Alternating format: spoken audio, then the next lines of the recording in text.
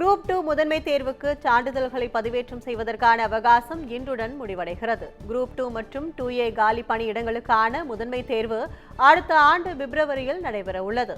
இந்த தேர்வை எதிர்கொள்வோர் உரிய சான்றிதழ்களை பதிவேற்றம் செய்ய தமிழ்நாடு அரசு பணியாளர் தேர்வு ஆணையம் உத்தரவிட்டிருந்தது. அதன்படி தேர்வு கட்டணம் செலுத்துதல், தமிழ் தகுதி தேர்வுக்கு விலக்கு பெற சான்றிதழ் பதிவேற்றம், தேர்வு மையத்தை தேர்ந்தெடுப்பது ஆகியவற்றுக்கான அவகாசம் இன்றுடன் முடிவடைகிறது.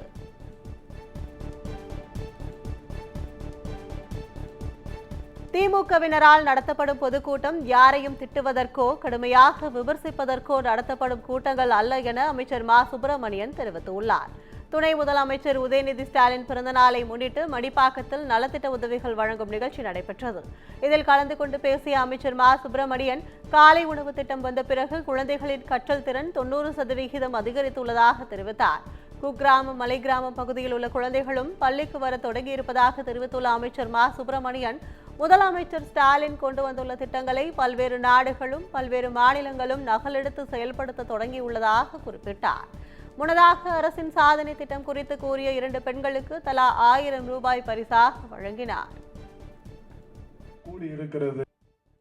குழந்தைகளுக்கு கவனத்திறன், படிப்பாற்றலில் கவனத்திறன் 90% கூடி இருக்கிறது என்கின்ற அந்த விஷயத்தையும், இந்த குழந்தைகள் பள்ளிகளுக்கு வருவது என்பது மிகப்பெரிய அளவில் உயர்ந்திருக்கிறது என்கின்ற அந்த விஷயத்தையும், குக்கிராமங்களில் மலை கிராமங்களில் இருக்கிற குழந்தைகளும் கூட காலையில் பள்ளிக்கு வரும் பழக்கத்தை இன்றைக்கு தொடங்கி இருக்கிறார்கள் என்கின்ற அந்த சிறப்பையும் இன்றைக்கு எடுத்து சொல்லி இருக்கிறார்கள். இப்படிப்பட்ட திட்டங்கள் தமிழ்நாட்டில் மட்டுமே இன்றைக்கு செயல்படுத்தப்படுகிற திட்டங்களாக இருந்து கொண்டிருக்கின்ற காரணத்தினால்தான் பல்வேறு மாநிலங்கள் மட்டுமல்ல, வெளிநாடுகளும் கூட மாண்புமிகு தமிழ்நாட்டின் முதலமைச்சர்கள் கொண்டு வந்திருக்கிற இந்த திட்டத்தை இலங்கை, கனடா போன்ற நாடுகளும் இன்றைக்கு நகலெடுத்து செயல்படுத்த தொடங்கி இருக்கிறார்கள். ஒரே நாடு ஒரே தேர்தல் சாத்தியமற்றது என்பது பலமுறை சொல்லியும் வலுக்கட்டாயமாக திணிப்பதாக இயக்குநர் அமீர் குற்றம் சாட்டியுள்ளார். சென்னையில் நிகழ்ச்சி ஒன்றில் பங்கேற்ற பிறகு செய்தியாளர்களை சந்தித்த அவர், ஒரே நாடு ஒரே தேர்தல் நடைமுறை செலவை குறைக்கும் முயற்சி என்று கூறுகிறார்கள். ஆனால் அதிக மக்கள் தொகை கொண்ட ஜனநாயக நாட்டில் இதுபோல் செலவாகத்தான் செய்யும் என கூறினார். தொடர்ந்து இளையராஜா விவகாரத்தில் அவர் பதில் கூறிவிட்டதால் இது பற்றி இனி விவாதிக்க ஒன்றுமில்லை என தெரிவித்தார். சென்னை துறைமுகத்தில் ரிவர்ஸ் எடுக்கும்போது கட்டுப்பாட்டை இழந்த கார் கடலில் விழுந்த சம்பவம் அதிர்ச்சியை ஏற்படுத்தியுள்ளது. மூலக்கடை பகுதியைச் சேர்ந்த ஓட்டுநர் முகமது ஷாஹி சென்னை துறைமுகத்தில் கடற்படை வீரர்களை அழைத்து வர காரில் சென்றுள்ளார். அப்போது ஜவஹர் டக் 5 என்ற இடத்தில் கட்டுப்பாட்டை இழந்த கார் கடலுக்குள் விழுந்தது. இதில் கடலோர காவல்படை வீரர் ஜோகேந்திர காண்டா காரில் இருந்து குதித்து தப்பியுள்ளார். தகவல் அறிந்து சென்ற துறைமுக தீயணைப்பு துறையினர் மற்றும் கடலோர காவல் படையினர் ஜோகேந்திர காண்டாவை காயத்துடன் மீட்டு சிகிச்சைக்காக மருத்துவமனையில் அனுமதித்துள்ளனர். தொடர்ந்து கிரேன் உதவியுடன் காரை மீட்ட நிலையில் ஓட்டுநரை தீவிரமாக தேடி வருகின்றனர். தொடர்ந்து துறைமுக போலீசார் மேற்கொண்ட விசாரணையில் ரிவர்ஸ் எடுக்கும்போது கார் கட்டுப்பாட்டை இழந்து கடலுக்குள் விழுந்ததாக தெரியவந்துள்ளது. சென்னை அனகாபுத்தூர் அருகே கஞ்சா கடத்தி வந்து விற்பனையில் ஈடுபட்ட வட மாநில இளைஞர்கள் 3 போலீசார் கைது செய்தனர். அனகாபுத்தூரில் கஞ்சா விற்கப்படுவதாக போலீசாருக்கு தகவல் கிடைத்தது. இதையடுத்து அனகாபுத்தூர் சர்வீஸ் சாலையில் போலீசார் வாகன சோதனையில் ஈடுபட்ட போது சந்தேகப்படும்படி நின்று கொண்டிருந்த ஒடிசா மற்றும் மேற்கு வங்கத்தை சேர்ந்த 3 இளைஞர்களை பிடித்து சோதனை நடத்திய போது 13 கிலோ கஞ்சா கண்டுபிடிக்கப்பட்டது. கைது செய்யப்பட்ட 3வரும் இருங்காட்டுக்கோட்டையில் உள்ள தனியார் கார் நிறுவனத்தில் ஒப்பந்த ஊழியர்களாக வேலை பார்த்து வந்ததும், கஞ்சா கடத்தி வந்து கல்லூரி மாணவர்கள், கூலி தொழிலாளர்களுக்கு விற்பனை செய்ய வந்ததும் தெரியவந்தது. இதையடுத்து 3வரையும் நீதிமன்றத்தில் ஆஜர்படுத்தி சிறையில் அடைத்தனர். தாம்பரத்தில் மெத்தபெட்டமைன் போதைப் பொருளை விற்று வந்த தன் பாலின ஈர்ப்பாளர்கள் 2 போலீசார் கைது செய்து சிறையில் அடைத்தனர். சென்னை தாம்பரம் மெப்ஸ் மேம்பாலம் கீழ் சிலர் வெளிநாட்டில் அதிகமாக பயன்படுத்தப்படும் மெத்தபெட்டமைன் போதைப் பொருளை விற்பனை செய்து வருவதாக போலீசாருக்கு தகவல் கிடைத்தது. இதையடுத்து அப்பகுதியில் ரகசியமாக ரோந்து சென்ற போலீசார் காயரம்பேடு வரை ரகசியமாக பின்தொடர்ந்து சென்று 2 பிடித்து விசாரணை மேற்கொண்டனர். இதில் ராஜசேகர் மற்றும் மூர்த்தி ஆகியோர் கிரைண்டர் செயலி மூலம் அறிமுகமாகி தாம்பரம் மற்றும் சுற்றுவட்டார பகுதிகளில் இளைஞர்களுக்கு போதைப் பொருள் விற்பனை செய்து வந்தது தெரியவந்தது. இதையடுத்து அவர்களை கைது செய்த போலீசார் நீதிமன்றத்தில் ஆஜர்படுத்தி சிறையில் அடைத்தனர். சென்னை திருவொற்றியூரில் அரசு பேருந்தின் கதவை மூடும்போது 5 வயது குழந்தையின் கைவிரல் நசுங்கியதால் பொதுமக்கள் பேருந்தை சிறைப்பிடித்து போராட்டத்தில் ஈடுபட்டனர். திருவொற்றியூர் பெரியார் நகரை சேர்ந்த சௌமியா என்பவரின் மகன் புஷ்கர் சாய் தனியார் பள்ளியில் யூகேஜி படித்து வருகிறார். இந்நிலையில் பள்ளியில் இருந்து குழந்தையை தாய் சௌமியா 28B பேருந்தில் வீட்டிற்கு அழைத்து வந்து கொண்டிருந்தார். பேருந்து தேரடி பகுதியை நோக்கி சென்று கொண்டிருந்த போது பேருந்து கதவை ஓட்டுநர் மூடியுள்ளார்.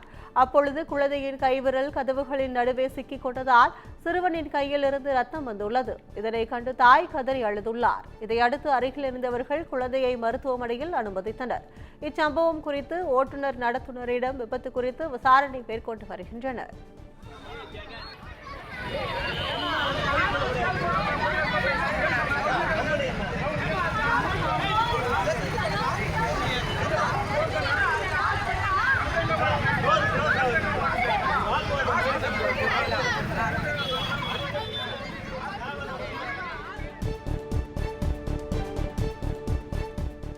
பல்லாவரம் அருகே கூட்ட நெரிசல் காரணமாக ரயிலின் படிக்கட்டில் பயணித்த நபர் தவறி விழுந்து படுகாயமடைந்துள்ளார். தாம்பரம் அடுத்த செம்பரக்கத்தை சேர்ந்த ராஜ்குமார் எலக்ட்ரீஷியனாக வேலை பார்த்து வருகிறார்.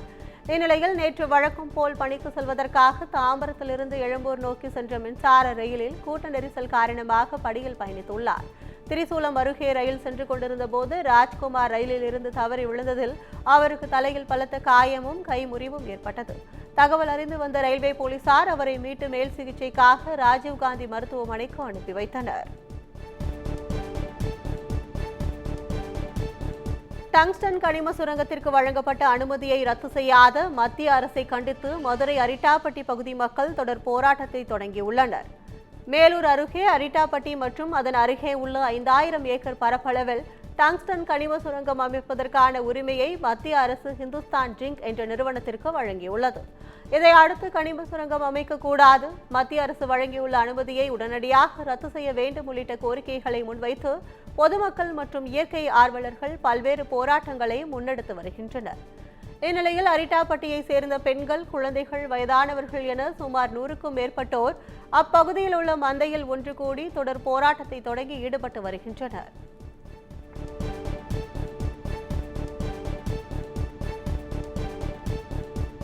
வேலூர் அரசு மருத்துவமனையில் பயிற்சி மருத்துவர்கள் பிரசவம் பார்த்ததால் தாய் மற்றும் குழந்தை உயிரிழந்ததாக உறவினர்கள் குற்றம் சாட்டியுள்ளனர்.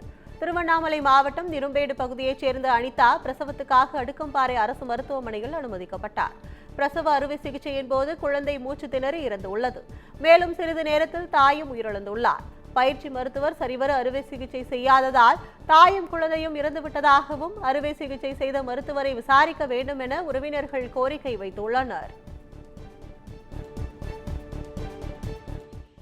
குழந்தை மேலே ஃபுல்லாக அந்த சிசேரியன் கத்திப்பட்ட எல்லா இதுவும் இருக்குது. அது முறையான பயிற்சி பெற்ற டாக்டர் பண்ணியிருந்தாங்கன்னா இந்த அளவுக்கு நடந்துக்கிறதுக்கு வாய்ப்பே இல்லை. ட்ரைனிங் டாக்டர் வச்சு பண்ணதுனால தான் குழந்தையும் காப்பாற்ற முடியல, அம்மாவையும் காப்பாற்ற முடியல. நீ 2 பேரோட உயிரும் போயிடுச்சு. மொத்தமே அந்த ஹாஸ்பிட்டலோட அலட்சியம் தான் சார் காரணம். மருத்துவர் என்ன சொல்கிறாங்கன்னா லட்சத்தில் ஒரு 10,000 ஒருத்தருக்கு இது மாதிரி நடக்கும்னு சொல்லிட்டு சிம்பிளாக போயினா இருக்காங்க. வேறு எந்த ரீசனும் சொல்ல மாட்டாங்க. டாக்டர்கிட்ட போய் கேட்டால் டாக்டர் ஏந்து வெளியே ஓடுறாங்க. ரீசன் கேட்டால் ரீசன் சொல்ல மாட்டாங்க. அந்த டாக்டர் கைது பண்ணோம். எந்த டாக்டர் சிசேரியன் பண்ணாலும் அந்த டாக்டர் ஃபஸ்ட்டு கைது பண்ணோம். ஃபஸ்ட்டு அங்கே சிசேரியன் பண்ணும்போது அங்கே உள்ள டாக்டர் இருந்தாங்களா இல்லையான்றதே எங்களுக்கு தெரியணும். ஃபஸ்ட்டு அதுக்கு அந்த ஃபுட்டேஜை காட்ட சொல்லியிருக்கோம். அது நாளைக்கு போஸ்ட்மார்ட்டம் போட்டு பார்த்துட்டு சொல்கிறேன். குழந்தை மேலே ஃபுல்லாக 1200 பயணிகளின் உயிரை காத்த ஸ்ரீ வைகுண்டம் ரயில் நிலைய மாஸ்டருக்கு மத்திய அரசின் உயரிய விருது அறிவிக்கப்பட்டுள்ளது. தூத்துக்குடி மாவட்டத்தில் கடந்த 2023 டிசம்பர் மாதத்தில் பெய்த மழை வெள்ளத்தின் போது ரயில் தண்டவாளங்கள் வெள்ளத்தில் அடித்து செல்லப்பட்டது. அப்போது செந்தூர் எக்ஸ்பிரஸ் விரைவு ரயிலை நிறுத்தி பெரும் விபத்தை தடுத்த ஸ்ரீ வைகுண்டம் ரயில் நிலைய மாஸ்டர் ஜாஃபர் அலிக்கு மத்திய அரசின் உயரிய விருதான ஏர் விஷிஸ் ரயில் சேவா புஷ்கர் விருது வழங்கப்படும் என அறிவிக்கப்பட்டுள்ளது. இந்த விருதானது 21ஆம் தேதி டெல்லியில் அவருக்கு வழங்கப்படும் என தென்னக ரயில்வே சார்பில் தெரிவிக்கப்பட்டுள்ளது.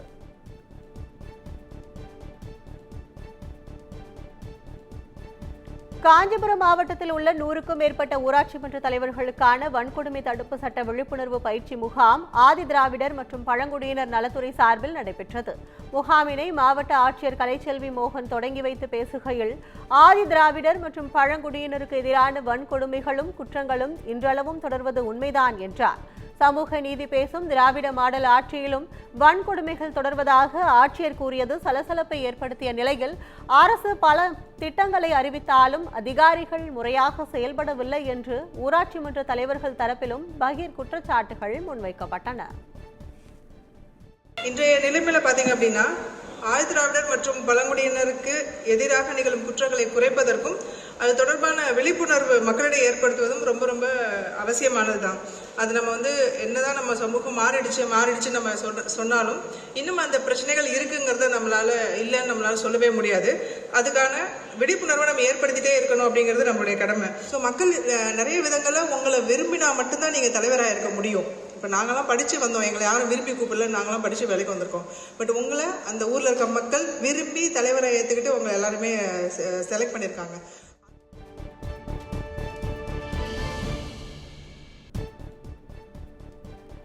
நாமக்கல்லில் சட்டவிரோதமான போலி மதுக்கடைகளை மூடக்கோரி போராட்டம் நடத்திய சமூக ஆர்வலரை கண்மூடித்தனமாக தாக்கிய இளைஞர்களிடம் போலீசார் விசாரணை நடத்தி வருகின்றனர். பள்ளிப்பாளையத்தில் வாடகை வீட்டில் சட்டவிரோதமான போலி மது விற்பனை கூடங்களும் செயல்பட்டு வருகிறது.